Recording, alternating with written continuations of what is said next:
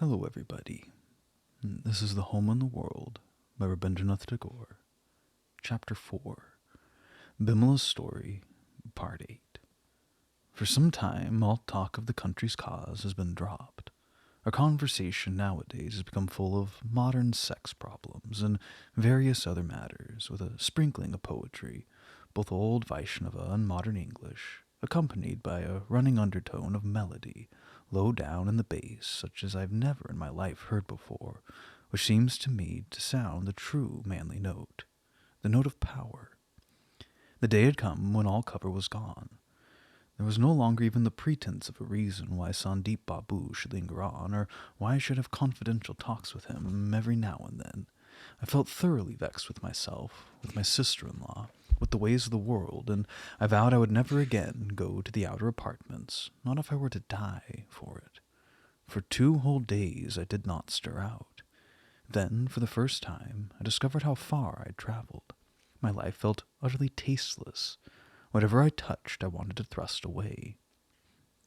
I felt myself waiting, from the crown of my head to the tips of my toes, waiting for something, somebody. My blood kept tingling with some expectation. I tried to busy myself with extra work. The bedroom floor was clean enough, but I insisted on its being scrubbed over again under my eyes. Things were arranged in the cabinets in one kind of order. I pulled them out and rearranged them in a different way.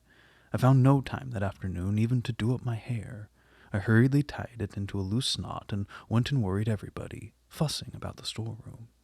The stores seemed short, and pilfering must have been going on of late, but I couldn't muster up the courage to take any particular person to task, for might not the thought have crossed somebody's mind, where were your eyes all these days?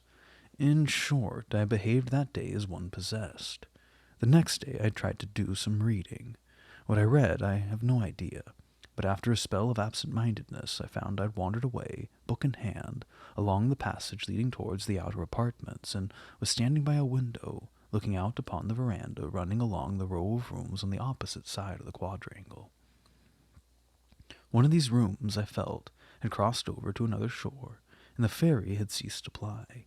I felt like the ghost of myself of 2 days ago, doomed to remain where I was, and yet not really there, blankly looking out forever. As I stood there, I saw Sandeep come out of his room into the veranda, a newspaper in his hand. I could see that he looked extraordinarily disturbed. The courtyard, the railings in front, seemed to rouse his wrath.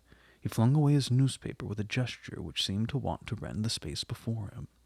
I felt I could no longer keep my vow. I was about to move on towards the sitting room, when I found my sister-in-law behind me. "Oh, Lord, this beats everything," she ejaculated as she glided away. I could not proceed to the outer apartments.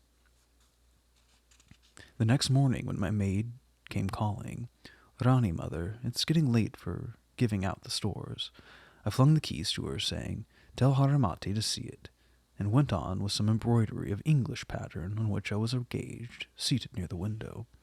Then came a servant with a letter. "From Sandeep Babu," he said. What unbounded boldness! What must the messenger have thought? There was a tremor within my breast as I opened the envelope. There was no address on the letter, only the words, "An urgent matter, touching the cause. Sandeep." I flung aside the embroidery. I was up on my feet in a moment, giving a touch or two to my hair by the mirror. I kept the sari I had on, changing only my jacket, for one of my jackets had its associations. I had to pass through one of the verandas where my sister-in-law used to sit in the morning slicing betel nut. I refused to feel awkward. "Whither away, Chodorani?" she cried. "To the sitting-room outside." "So early? A matinee, eh?" And, as I passed on without further reply, she hummed after me a flippant song.